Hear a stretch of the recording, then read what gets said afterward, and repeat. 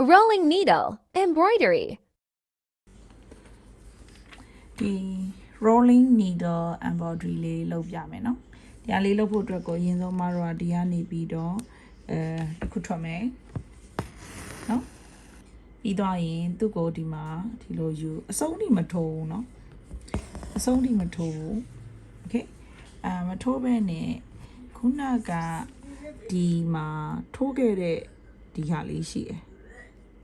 နော်ဒီအဲ့ဟာလေးပဲအဲ့ဟာလေးကိုအမတို့ကဒီကနေပြီးတော့ဒီလို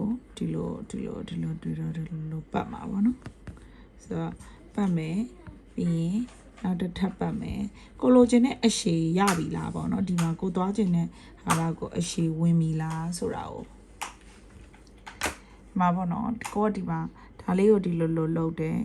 နော်လုပ်ရင်းနဲ့ကိုသွားချင်တဲ့လောက်အရှည်ဝင်ပြီလားပေါ့ကိုသွားချင်တော့အရှည်မဝင်သေးဘူးဆိုရင်သူထပ်ပြီးတော့လုပ်ရမှာပေါ့နော်နည်းနည်းဒီshort ပြီးတော့အောက်ကိုထိုးသွားနော်ပြီးရင်အဲ့ရနေပြီးတော့အောက်ကို short သွား okay အဲ့ရနေ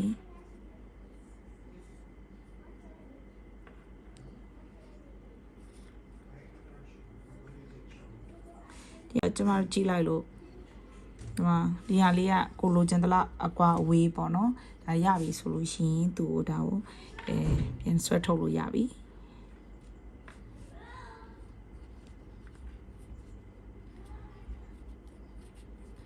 နော်ကဲအဲ့ဆိုရင်တော့ဒီကနေဒီအရစ်ကလေးကသူ့တက်သွားနိုင်မယ်ခုနအပိုင်းလေးကလေအမရိုက်တာပြတ်ထွက်သွားတယ်မရှိတော့ဘူးပေါ့နော်အဲ့တော့ဒီနောက်အပိုင်းလေးကိုပဲအမဆက်တင်ထားပါတယ်ဒါပေမဲ့လောက်တာအကုန်တူတူပဲเนาะရှေ့ပိုင်းလေးကနည်းနည်းထိထိမိမိလေးရှိလို့အမမဖြတ်တော့ပဲနဲ့ဒီဟာလေးကိုဆက်ပြသွားလိုက်မယ်เนาะအဲ့တော့ဒီဟာလေးကိုဆက်ကြည့်ကြမယ်เนาะအဲ့တော့ဒီမှာအမတို့ကဒီရှေ့ပိုင်းကလို့ပဲဟိုကျိုးနှစ်ခုကို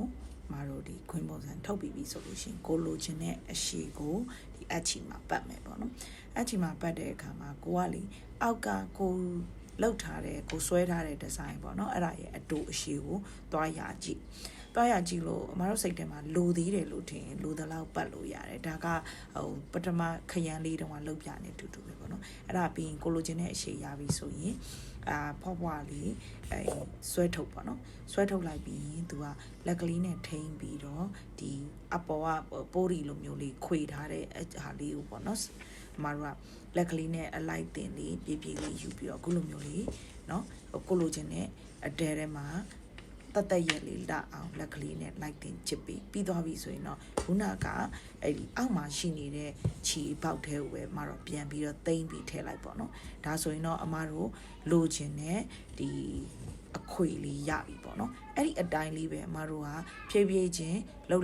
ပြီးခွေသွားမယ်ဆိုလို့ရှိရင်တော့မတို့လိုချင်တဲ့เนาะဒီ rolling needle embroidery လေးပုံပေါ်လာပြီပေါ့နော်